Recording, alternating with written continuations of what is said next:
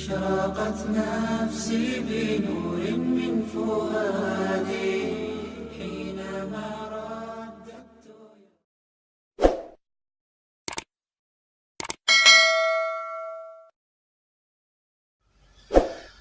الحمد لله رب العالمين، والصلاة والسلام على أشرف الأنبياء والمرسلين سيدنا محمد وعلى آله وأصحابه ومن تبعهم بإحسان إلى يوم الدين.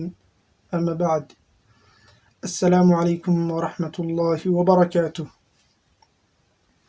walaalyaal kusoo dhowaada mar kale kanaalka xasanaad oo aan idinkugu soo gudbinno waxyaabo kala duwan oo khayri ah, wax badanne kuu tari doono adiga iyo weliba dhammaan muslimiinta kale ee uu gaaro muuqaalkan insha allah. hal xadiid ayaan kusoo qaadan doonaa sida caadada ahayd. muuqaalo kala duwan oo hal xadiis kusoo qaadanaya hore u aragteen, kanna kuwaas ayuu la mid yahay. ilaahay subxaana wa tacaala hanaga dhigo kuwa axaadiista ku camal fala siina gaarsiiya walaalahood kale. runtii xadiid markaa maqashid ha u arkin wax fudud, sababtoo ah qur'aanka ayuu ku xigaa. qur'aanka hadduu kalaamullah yahay oo aaminsan tahay, xadiidkana waa kalaamu rasuul. marka allah iyo rasuulkiisa kalaamkoodii waay qur'aanka iyo xadiidka. marka aayad qur'aan haddii aad aragtid, waxaa labaad ee ku xiga waa xadiidka nabi maxamed sala allahu calayhi wasalam. insha allah hal xadiid ayaan idinla wadaagi doonaa. waxaan rajayn doonaa insha allah inaa usii gudbin doontiin dhammaan asxaabtiina kale ee aad la jeceshihiin khayrka. can abi hurayrata radia allahu canhu ana rasuula allahi sala allahu calayhi wasalam qaal lian aquula subxaana allah walxamdu lilah walaa ilaaha ila allah wallahu akbar axabu ilaya mima طalacat calayhi الshams. rawaahu muslim. xadiidkan runtii wuxuu ka hadlayaa 4 kelimood oo waaweyn.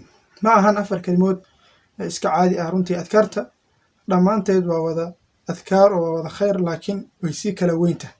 nebiga sala allahu alay slam wuxuu leeyahay in aan ku qoolo oo aan dhaho subxaana allah alxamdu lilah walaa ilaaha ila allah wallahu akbar, in aan dhaho ayaa laga jeceyl badan yahay agteeda wax waliba oo qorax u soo baxdo. macnaa wax walba oo dunida yaallo nebiga calayhi salatu wasalaam wuxuu ka jecel yahay 4taas kelimadood in uu dhaho maalin walba markii qoraxa soo baxday.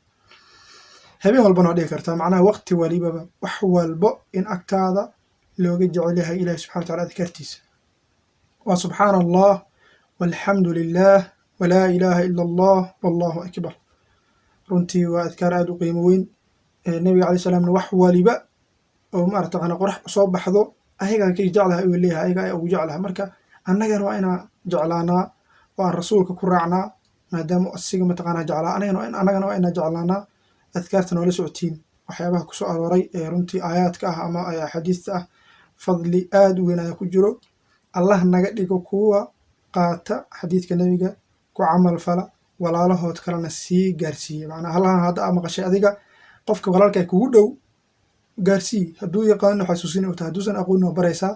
u sheeg 4tan kelimadood baraka weynaa ku jirto dheh. u sheeg si uu maalin walba u akhristo, mar walba u akhristo, asigana ajir u helayaa, adigana gaarsiinta aa gaarsiistay oo aa gaarsiisay ayaad ajir ku helaysaa. marka allah naga dhigo kuwa ku camal fala.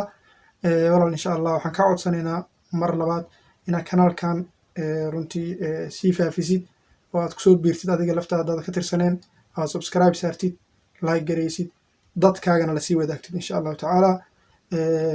waan soo wadi doonaa axaadiista iyo waxyaabaha khayrka ah, sheekooyin, qisas iyo axaadiis insha allah. intaba wixii aan u aragnay inay khayr yihiin, waxna soo kordhin doonaan insha allah waa soo gelin doonaa, waana soo wadi doonaa. adigana insha allah noqo qofka daawado ee wax ka faa'iida, siina fidiya ee la wadaaga asxaabtiisa kale. intaan ay iga eg tahay. asalaamu calaykum waraxmat ullaahi wabarakaatu.